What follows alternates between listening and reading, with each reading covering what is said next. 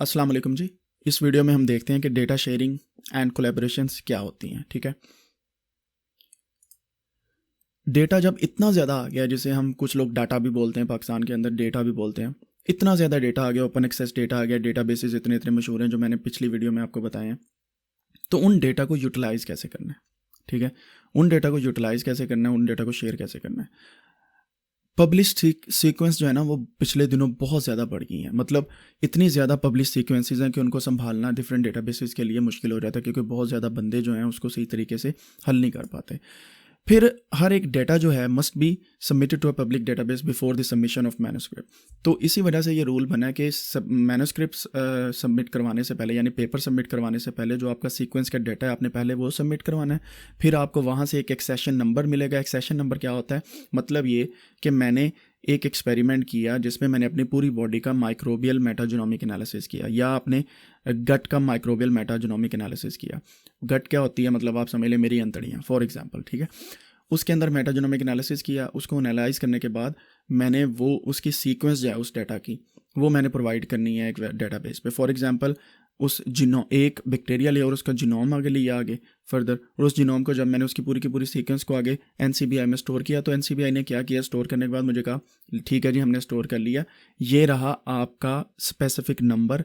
आपने जब भी ये डाटा रिट्रीव करना है, ये स्पेसिफिक नंबर देना है वहाँ पे, तो आपको ये जो डाटा आपने अपलोड किया वो बंदा एक्सेस कर सकता है, कोई भी। हुआ ये कि वो एक्सेशन नंबर लेके मैंने फिर अपने पेपर में लिखना है। पहला काम क्या करना है? पब्लिक डाटाबेस में, जो मैंने पहले आपको 3 बताए हैं, उसमें डाटाबेस अपना स्टोर करना है। फिर उसके बाद हमने क्या करना है? अपने मैन्युस्क्रिप्ट के अंदर वो एक्सेशन नंबर दे देना है, या फर्दर आगे डिफरेंट जगहों पर दे देना है। हम अपना जो भी बायोलॉजिकल डेटा ऑनलाइन करते हैं, हमें एक्सेशन नंबर मिलता है जो पेपर के अंदर हम साइट भी कर सकते हैं। फिर वो अवेलेबल होता है लोगों के लिए यूज़ करने के लिए। जब हम डाटा अपलोड करना कंसिस्टेंट कर देते हैं, तो इससे क्या होता है?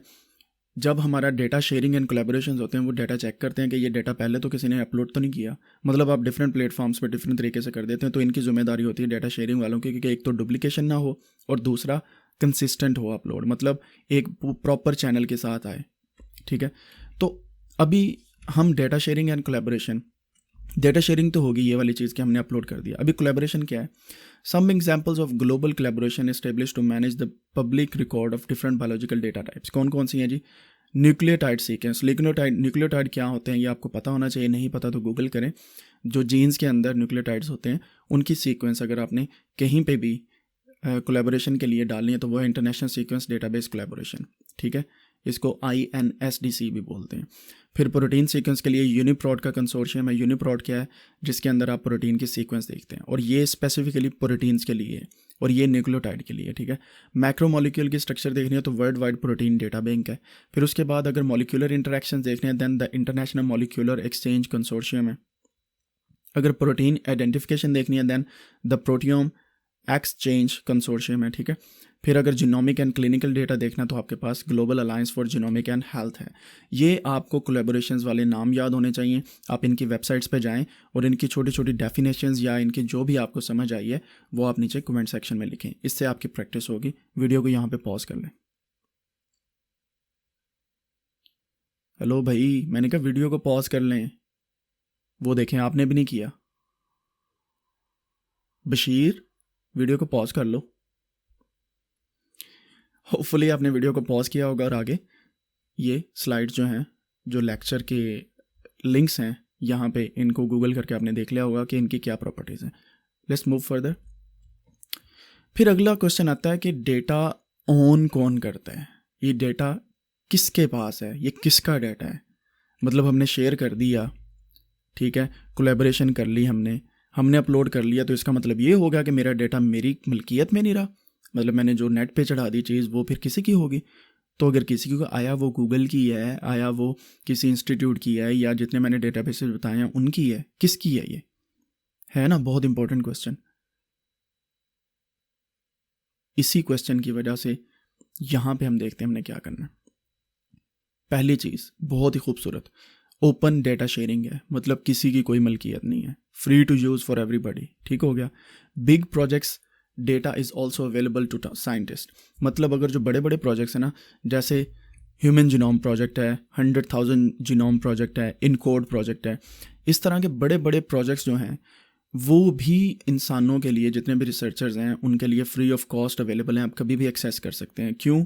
क्योंकि फंडिंग के रूल्स एजेंसीज़ के ये हैं कि ये जितने भी प्रोजेक्ट चलते हैं, जितनी भी फंडिंग मिलती है, ये टैक्स पेयर मनी से आती है, पब्लिक मनी से आती है। तो इसका मतलब ये है कि जो पब्लिक मनी से कोई भी फंडिंग हुई है ये वापस पब्लिक के लिए फ्री ही जानी चाहिए। इससे क्या होता है, एक तो research should be made publicly available, जिससे आसानी ये होती है कि कोई भी बंदा डाटा उठा के उस पर एनालिसिस करके कोई एक अच्छी आउटपुट दे सकता है। ठीक है, उसको डाटा परचेज करने की ज़रूरत नहीं है, रिस्ट्रिक्शन कोई नहीं है।